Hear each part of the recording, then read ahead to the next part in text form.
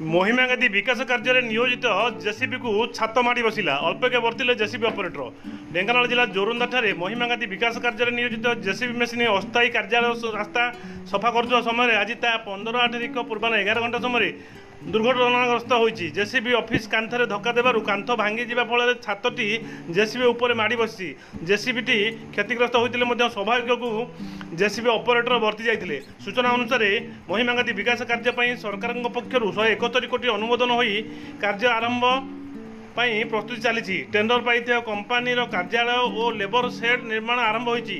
आज अस्थायी कार्यालय रास्ता सफा कर समय यही अघटन घटिला। कंपानी क्रेन और स्थानीय अंचल एक जेसीबी साहाय्य उद्धार कार्य जारी रही।